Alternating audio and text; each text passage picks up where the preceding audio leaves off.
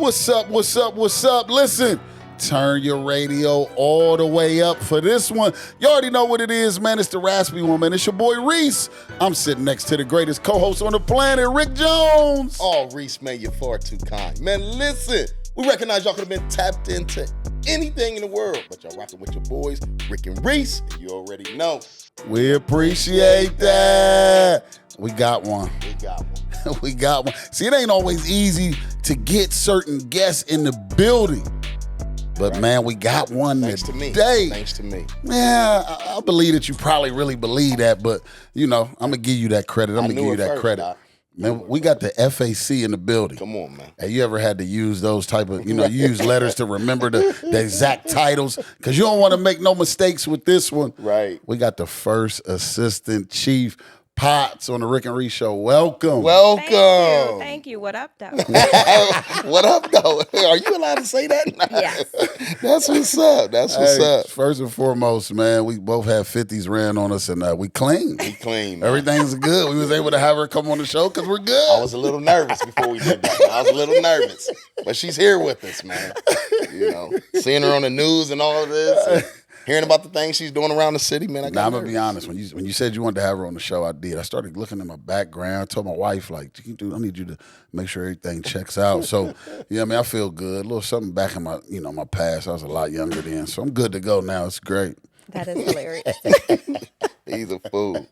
So, Reese like to just jump into it. Absolutely. I like to slow walk it yes. a little bit, So, could you just tell us just a little bit about yourself? Okay, so I've been in law enforcement 27 years. I joined the Detroit Police Department at the age of 18, did 24 and a half years there. Came to Columbus with Chief Bryant 3 years ago. Married, got a 28-year-old daughter, a 28-year-old nephew, son that I call that we help raise, and just living life and enjoying being here in Columbus. Man, we happy to have you here. Thank you. You're tossing out numbers. That's shocking.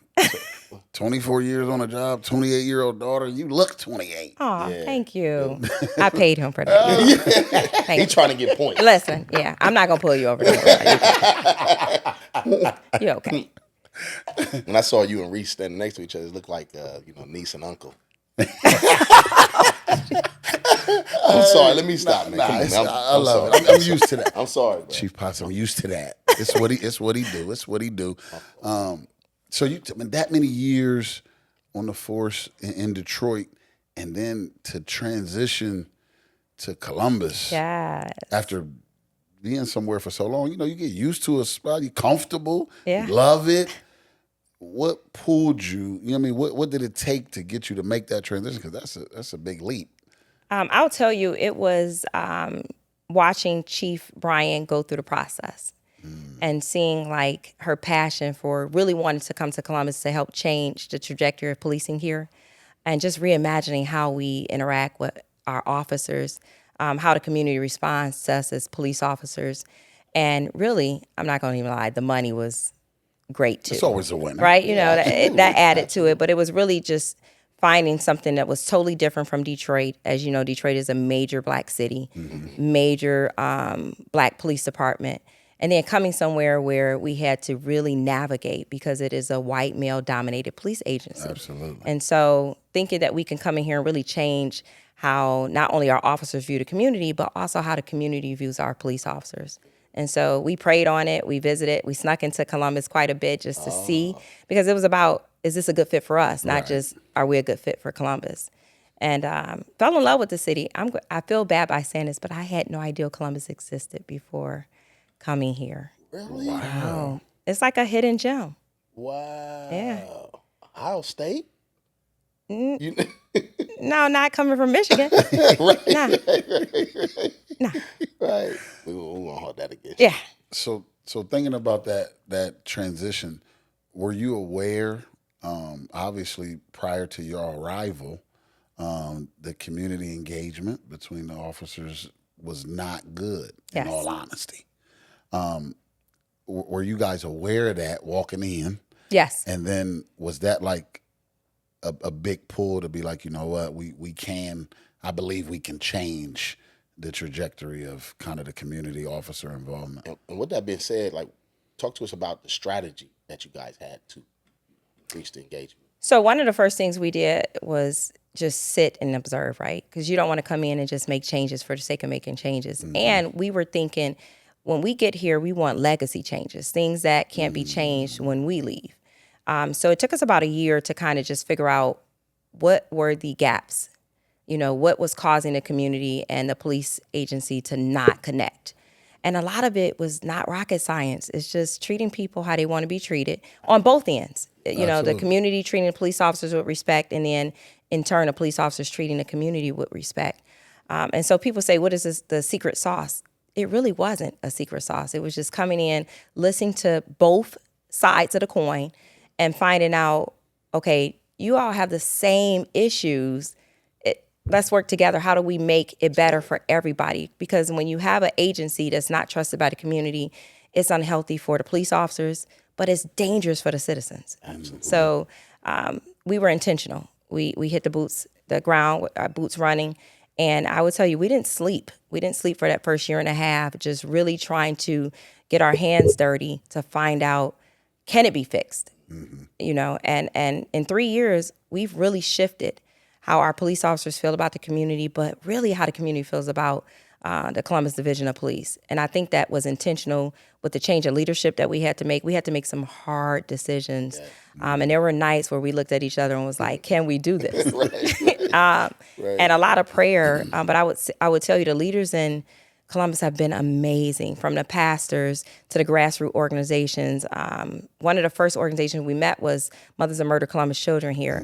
And that was at a time when 2020, post the civil unrest, where a lot of people weren't talking to the police. Yes. And I remember us meeting Melissa St. Clair, and she was like, I'm going to rock with y'all as long as you do what you're supposed to do. And we've been 10 toes down ever since. Man, that's good stuff. Yeah. I love it. And, I love it because it seems like you guys done a great job building a rapport with those leaders. Yes. So I love it. And, before it seemed like the relationship was a little adversarial. Now it's like a partnership. It is. When I look on Facebook, when I look on social media, I see, you with the citizens. I mean, it just looks great. So I think you guys' strategy, man, worked well. I remember we met with you guys when you first came. You came to the church, and y'all said that was the first thing y'all wanted to do, is build a rapport with the community. Yes. And you kept your word. I did. 10 toes. I love that. 10 toes I love down. that. That's what's up. And I think that's really the key, though. I think before y'all arrival, it wasn't personable as it pertains to officers. It's strictly just, I'm encountering you because something took place or because you think something took place. But I'm not just encountering you on a casual conversation at a function or anything like that. And I remember my first time meeting you was we had the event at the church where they brought some of the notorious individuals. Oh, yeah, y'all had us up in had there. some Hot. challenges. Yeah. There was some questions. Yeah. It was crazy. But the way that you guys approached that, was shocking to me. I'm looking like, and then to be able to meet you afterwards and when we spoke, and it's like, she's so down to earth and regular. She seems normal and regular. Like Normal. you know what I mean? Yeah. Like I didn't feel apprehension or I should be a certain way. I felt like I was talking to my next door neighbor about, just everyday conversation. And I think that part is huge. And I think it kind of reverberated throughout the city. And so people speak highly, Absolutely. of what you guys have come in and have done this far, which is really hats off because, it's tough here. You know what? Let me tell you. Y'all don't mince y'all words at all. I mean, and we don't either, right? So, we came in not trying to be defensive because there were some things that needed to change in our agency, and you can't change it if you don't acknowledge that there were some problems there. But I also knew that we had some fantastic police officers that want to do right, but the leadership had to change. And so coming in, we weren't just talking about dogging the police. It was about, okay, there's some accountability that has to happen, but what does that look like? And then getting the officers to buy into the message. And as you can see, I'm happy to report, because of those collaborations, and not just with policing, but with the community, right now we're in double-digit reduction in violent crimes across every category. That's unheard of in 3 years. Right. Every category. The community engagement is huge here between us because they see the chief of police, they see the first assistant chief. we're out there with them. We're not just saying you do this, you do that. Right. But I'm sitting right next to you in a scout car and going on police runs and finding out what is it that you need. But then also talking to the community, because I'm going to tell you, the community don't lie about nothing. Right. Nothing. And, 100. and we're not egomaniacs. We can take the criticism. We need accountability. We need people to say, you did that great, but you could do better over here. And so we came in, listening, but with intention to change. And so that was our goal. That's what's up.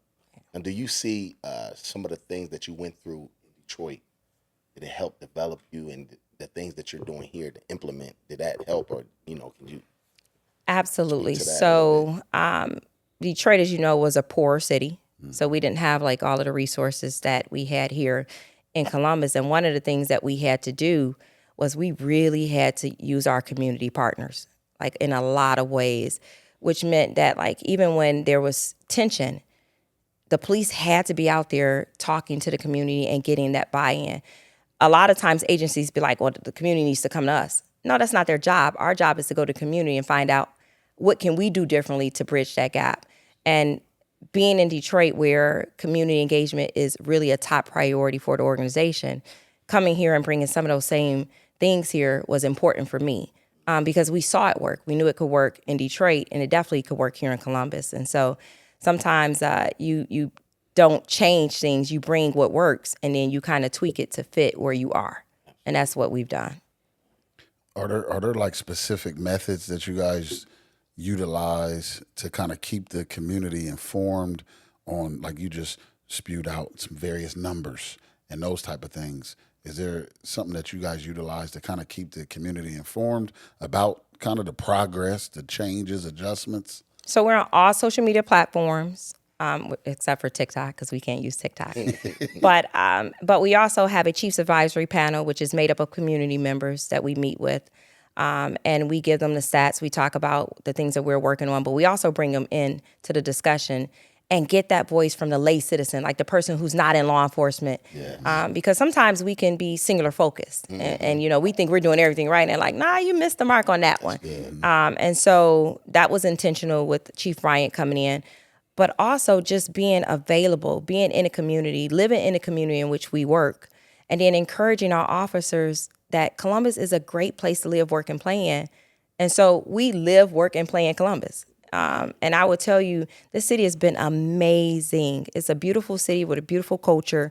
It's a little slower. But we're working on it. Right. But I've enjoyed the 3 years here, and I don't see us leaving anytime soon. So I think we're embedded here to really change the trajectory of policing. That's good stuff.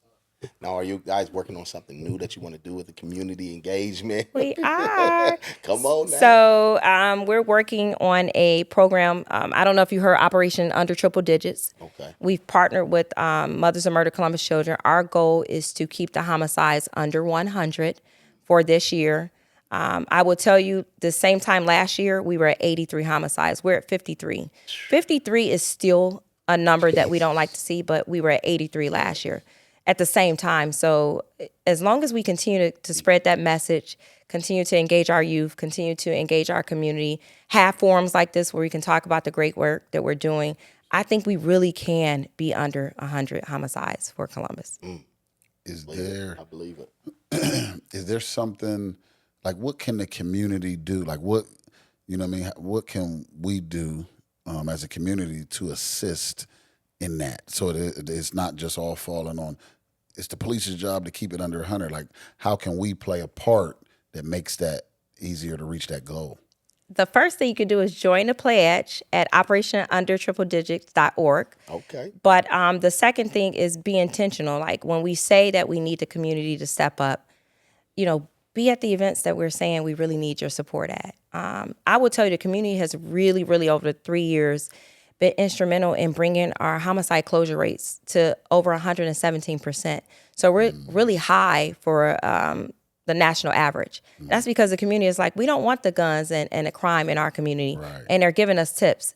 But we as an agency had to take those tips and then let the community know that we're using them and that we are arresting people and we're holding people accountable, but then educating them on the things like the no snitching culture that has killed the urban community. 100%. And snitching is like Me and you plan a robbery, you get caught, and then you tell on me. That's snitching. Right. Snitching is not you see somebody break into your neighbor's house and you know your house is going to be next. Right. That is being a uplifting citizen Right. and doing your civic duty because you don't want your TV stolen next week. Right. So I would say that the community just continue to do what they're doing, but I'm going to go off kilter a little bit. Parental responsibility is a must. The juvenile crime in Columbus is not an anomaly. It's across the country. But coming here and seeing 11 and 12-year-olds with guns and 14-year-olds carjacking people and then having 16-year-olds being convicted of murder, like, we got to change that. And sometimes we got to look at the parenting. You know, what are you not doing as a parent? That's a hard conversation people don't like to have. But, you know, I raised 2 kids. Like I said, my daughter and my nephew, who I call my nephew's son. And we just kept on them. We knew everything about what they were doing on social media. They couldn't just go out without us knowing. You got a curfew. You got to be home at a certain time. And they'll tell you that they hated growing up in a cop's house, but they here. Right. They ain't in prison. They're not deceased. I'm not visiting them anywhere. And so it just takes the community and if you don't know how to parent, there's so many organizations that can teach you. Resources. Because there's no like magic book to parenting. There isn't. But you got to try. We owe it to our kids. You know, when I was growing up, you get a whooping by somebody down the street. Absolutely. You know, so now it's Yes. like they don't even want to be involved. Nope, not People at all. closing their doors, shutting their blinds. They see something wrong, but we need the community. We do. To help. Absolutely. What's the saying? It takes a village. It to truly raise a kid, does. right? Yeah. So, you know, we got to, open the doors and lift up the blinds. Tell them to go on home. Right. It's time. All the whippings I got from the community. Listen, me too. All that trouble I done That's got how I in. ended up in law enforcement. Right. You got nosy Aunt Lou down there. She's looking. Yeah. You What had about happened to 5 this? butt whippings before you got to the house. Right. Like, come on. So, I think it is parenting. The community got to help a little bit. We do. And I would say this, when we first got here, the no snitching culture was huge. Like, we were up against a brick wall. But I think people are tired of that. And so the community has really, really, really stepped up in a big way to provide those tips, to tell us when there's a house that's doing illegal activity. And that's paying dividends, not only for them, because that's where you got to live, but also for the police officers who have to engage, people. It gives them that added security that the community does care. Right. And so we try to say that it is not us against them. It is all of us working together. So the double digits, Yes. the progress that you guys made, what area, what helped that? How did that come about? Like, what? It's not one thing, right? It is working with, like I said, grassroots organizations. It's working with the clergy. Okay. It is working with our youth and just pouring into them in resources. It's supporting stiffer penalties. It's talking about the reckless gun violence that's accosting not just here in Columbus, but let's just be real, in our Black communities across the country. It is putting pressure on legislation to say, hey, you got to do something else, try something different. But it's also just making people believe that there's hope. Like, we really can change this thing around if we all get on the same page. Put the silos aside, put the egos aside. Let's work together and just make a place where our generation and the next generation and the generation after that can live. That's good. That's good. Like you said, that's humongous. Like, to be at 83 this time last year, Yes. and to only be at 50. Obviously, we want zero. We want zero. Right. Yes. Absolutely. I'm saying, 30 less. Yeah. Man, is phenomenal.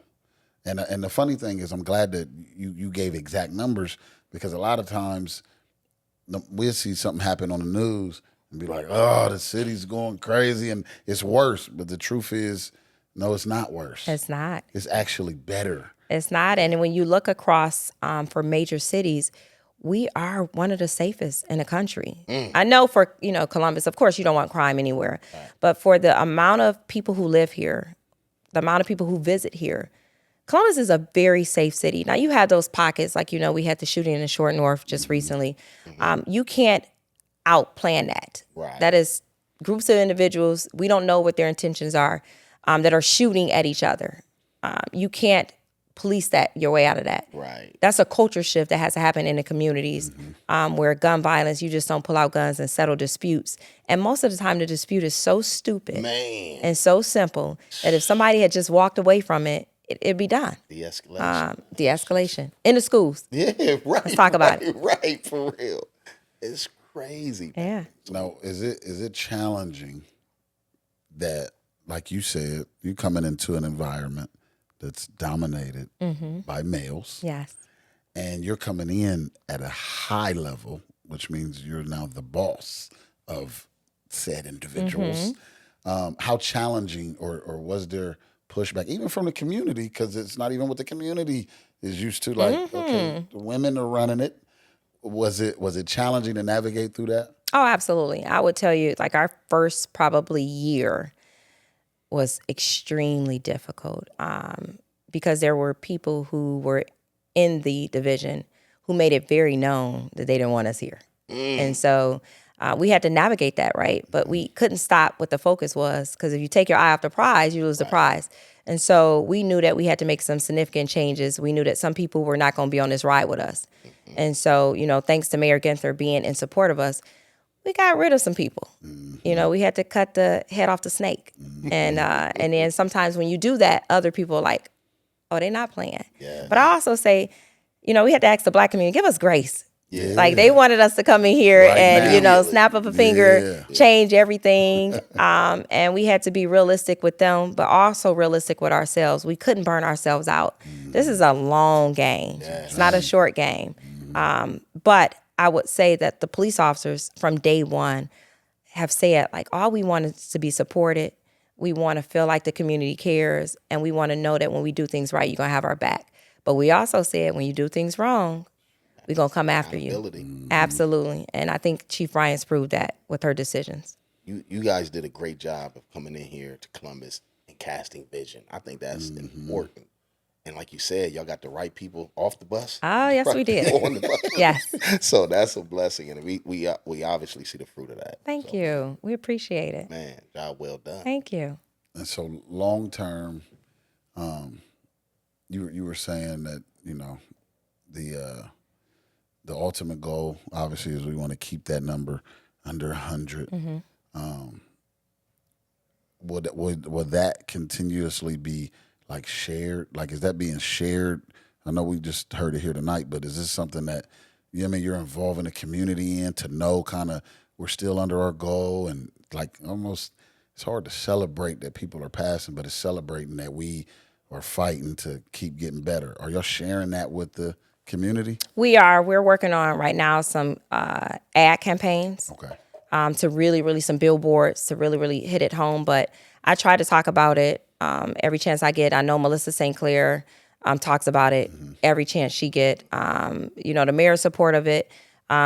We just, you know, in partnership with the Office of Violence Prevention and Columbus Violence Reduction and Legacy U and, I mean, your church, City of Grace. I mean, we're working with everybody really do a great job. and there's no person that we don't want to work with. Now, there's some people who may not want to work with us, right? And we can't change that, but we really are trying to have a conglomerate of all walks of life, because it takes all of us. And even those who may have this really bad negative experience with the police department, we need them too, because we got to know what we're doing right and what we're doing wrong. And so we encourage people, if we mess up, hold us accountable. I mean, that's just where we at. We need to talk about the partnership with you guys with Rick and Reese. Where do you see us? You know, you don't have to answer that. Nah, I'm honorary. I don't know. I got my badge. It's my honorary. We got a voice. It don't carry no weight like in the community, but Yes, you do. at least when I go home, you know. We got City of Grace and we got the Rick. No, Right. I'm talking about I'm honorary. Okay. From this Listen, moment forward. I don't know what he expects to get from holding that coin up, Right. but make it work. Yes. They're going to be like, okay. I'm just taking home in my house. This looks nice. I'm gonna go home. I'm honorary. We will receive this. We gotta tonight. have you back. We gotta have you back. I want to Thank you for having me. You got a couple stats. I you wanna share do with have us? a couple stats. Just So, before we go. like, just to talk about where we are and where we're going, right? I talked about, let me just give you where we were for a couple years in Columbus. So we're at 53 homicides this year. This date last year we were at 83. The date in 2022 we're at 64. In 2021 we're at 103. So that just tells you where we're chipping off. Absolutely. Right? And one of the things we wanted to do, one of the major changes we made when we got here is let's not just make it about numbers. When you have a homicide, that is a person who belongs to a family. Man. Right? And so, That's good.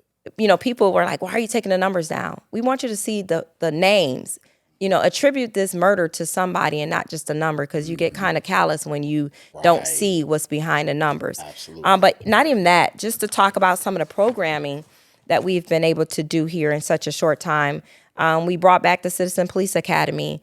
We're in our third year for our Rich Street Roar CPD car show in partnership with COSI this year, which is going to be really huge.